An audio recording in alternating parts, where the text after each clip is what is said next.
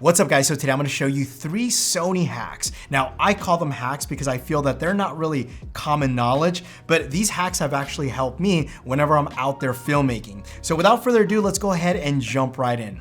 The very first hack that I wanna talk about is if you own an FX3 top handle, you can actually use this with many Sony Alpha cameras. So for example, if you own a Sony a7S III, an a7 IV, or even an a7R5, you can actually mount this top handle directly to the camera. Now what's really cool is Condor Blue makes a top plate for their A7 cages that allows you to mount the XLR handle exactly as you would on the FX3. It has 1/4 mounts to screw right on and essentially gives you an upgraded FX3. Now this also can be done if you're using a small rate cage. They sell an adapter plate that essentially allows you to do the same thing. So I love using the setup because now I have the ability to record in 8K. I have all the modern technology of the a7R5. And like I said, this is basically an FX3 Mark II because it's got all the upgraded features, including the top handle, which I love on the FX3. I have my XLR recording,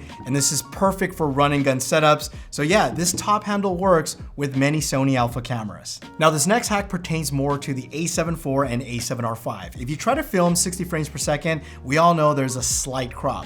Also, you really can't shoot 4K 120 with these cameras. What you can do is you can shoot 1080p 120. Here's the problem. It's only 8-bit 420, which is trash. So I'm gonna show you how to get 10-bit 422 and still be able to shoot 120 frames per second. And it's very simple.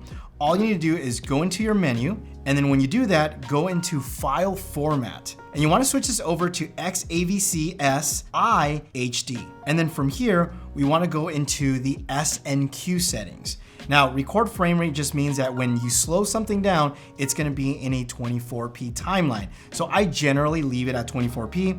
Now here's a cool thing. When you switch it over to SNQ mode, you can now shoot 60 frames per second or 120 frames per second, and it's gonna be uncropped. And you're gonna get that in 10-bit 422. Now, I know a lot of people are gonna say, Armando, you're only recording in 1080p. And to answer that is yes, you are getting a 1080p image, but the thing is, with these cameras, you're getting a downsampled 1080p that is now 10-bit 422, so you're getting all that extra color information, and when you mix this with 4K footage, I'm telling you, it looks so crispy that most people wouldn't be able to tell.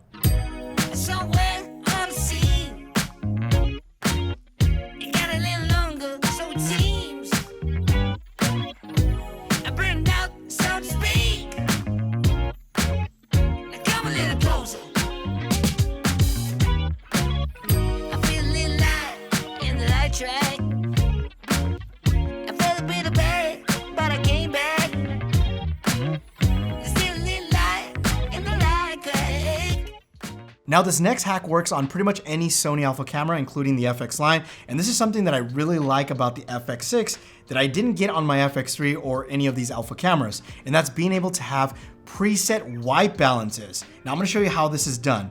So what you wanna do is go into your white balance settings, and as you can see here, I have some presets. I usually jump between 5600 Kelvin, 4800 Kelvin, and 3200 Kelvin. And I'm gonna show you how you can program these into here without having to like go into the Kelvin menu and cycle through all the different Kelvin when you wanna change your values. Now the first thing that you wanna do is either get a gray card or even a white card works fine. Then get a bicolor light. I use like a little aperture MC light, that tends to work pretty good. And then what you wanna do is set the Kelvin value that you want your preset to be. Now I also recommend that you turn off any ambient light. And let's say for example, you set your light to 3200 Kelvin, but your camera is reading 3000 Kelvin. You may need to adjust the Kelvin setting on the light to be able to match the setting that you want on your camera. Now, once you do that, you can capture that preset. Now, keep in mind, when you do that, what's gonna happen is you're also gonna have some color shift. Make sure to set everything to 0, so that it doesn't add any extra magenta or green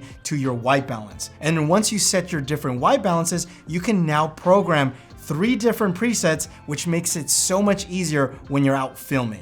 Now these are 3 hacks that I'm constantly using when I'm filmmaking and I find very useful, and hopefully you found them beneficial.